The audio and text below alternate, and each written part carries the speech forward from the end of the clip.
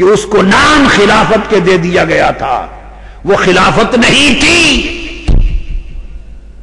وہ آمرانہ حکومت تھی، جابرانہ حکومت تھی۔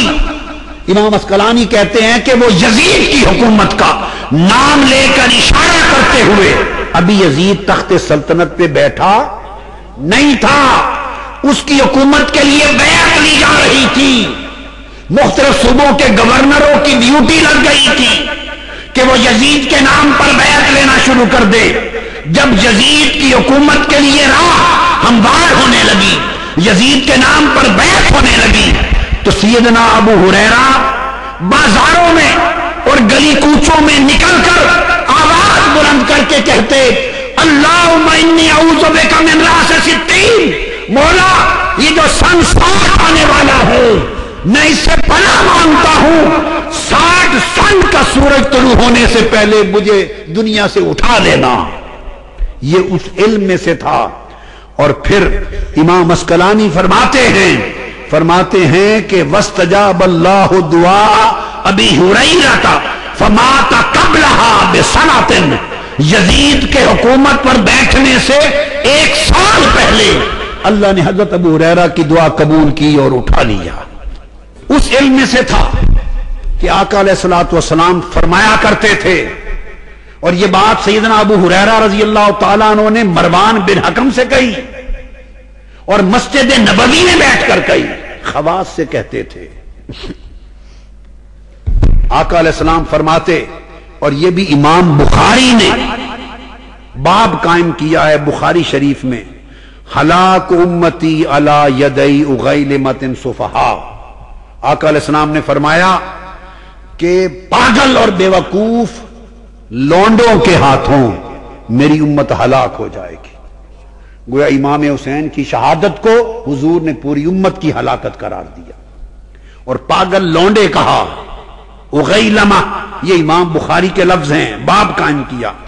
اور دوسری روایت جو امام احمد بن حنبل نے اور امام نسائی نے روایت کی، ان ابی ہریرہ فرمایا، ان فساد امتی علی یدی غلمۃ صفہاء من قریش، خاندان قریش میں سے ایک گھرانے کے نادان بے وقوف لونڈے، ان کے ہاتھوں میری امت فساد کا شکار اور بربادی کا شکار ہوگی۔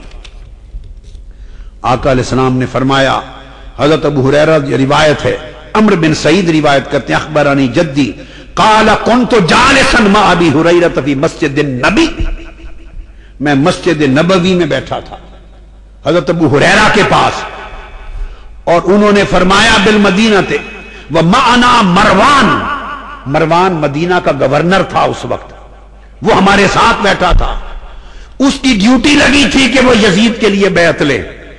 اس مروان سے خطاب کیا سیدنا ابو ہریرہ نے، قال ابو ہریرہ سمعت الصادق المصدوق، اے مروان میں نے صادق و مصدوق نبی سے سنا تھا، حضور نے فرمایا ہلاکت امتی علی یدی غلمۃ من قریش اور غلمۃ صفہاء من قریش، کہ آقا نے فرمایا قریش کے خاندان میں سے ایک گھرانہ اس کے نادان بے وقوف لونڈوں کے ہاتھوں میری امت برباد ہو جائے گی۔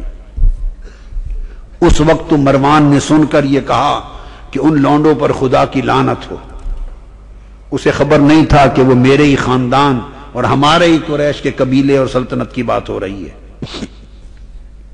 یہ آقا علیہ الصلوۃ والسلام نے فرمایا، اور امام ابن حجر عسقلانی اس حدیث کی شرح میں بھی فتح الباری میں لکھتے ہیں، ان ابا ہریرہ کان یمشی فی السوق ویقول اللہم لا تدرکنی سنۃ 60 ولا امارۃ الصبیان، کہ سیدنا ابو ہریرہ بازاروں اور گلیوں میں چلتے تھے اور بآواز بلند کہتے تھے، مولا سن 60 ہجری میں میری زندگی نہ پائے، اور وہ دور قریش کے ان لونڈوں کا جب حضور کی امت ہلاک کی جائے وہ وقت میرے اوپر نہ آئے۔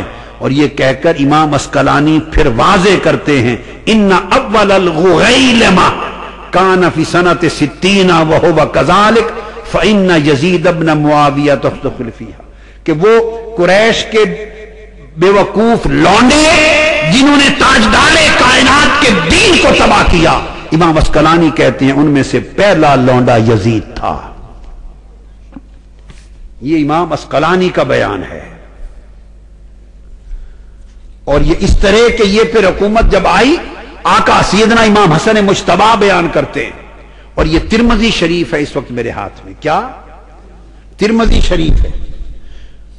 اور سورت لیلۃ القدر کی تفسیر، کتاب تفسیر القرآن لیلۃ القدر کے باب میں سورہ لیلۃ القدر روایت کرتے ہیں کہ آقا علیہ السلام نے خواب دیکھا ایک رات کو، اور خواب دیکھا کہ بنو امیہ کے لوگ میرے منبر پر کھیل رہے ہیں. ترمذی شریف کو یاد رکھ لیں، کتاب التفسیر القرآن باب نمبر 85 من سورت لیلۃ القدر. آقا علیہ السلام کا قلب اطہر مغموم ہوا، بوجھل ہوا. آپ لیٹ گئے. جب لیٹے تو اللہ پاک نے یہ سورت نازل فرمائی، انا اعطیناک الکوثر.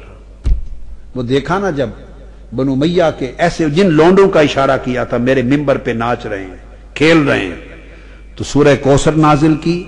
اور ساتھ سورت انا انزلناہ فی لیلۃ القدر وما ادراک ما لیلۃ القدر لیلۃ القدر خیر من الف شہر. لیلۃ القدر نازل کی کہ ایک رات 1000 مہینے سے افضل ہے. جب یہ رات اتری، یہ آیت اتری، تو اس پر سیدنا امام حسن مجتبی بیان کر رہے ہیں، یملکھا بعدک بنو امیہ یا محمد. یہ 1000 مہینے بنو امیہ کے حکومت کے ہیں. حضرت قاسم روایت کرتے ہیں فعددناها فاذا هي 1000 شهر لا يزيد يوم ولا ينقص. اور قال الامام ترمذی وہ روایت کرتے ہیں کہ حضرت قاسم نے کہا کہ ہم نے بنو امیہ کی حکومت ختم ہونے کے بعد اس کے دور سلطنت کے دن گنے. کہتے ہیں خدا کی قسم وہ پورے 1000 مہینے کی مدت تھی، نہ ایک دن کم تھا نہ زیادہ تھا. اب وہ 1000 مہینے بنو امیہ کے پورے دور سلطنت کو اس آیت کریمہ کی ایک تعبیر کی روح سے بنو امیہ کے دور سلطنت کو 1000 مہینے کہا. اور یہ اتری اشارہ کدھر تھا؟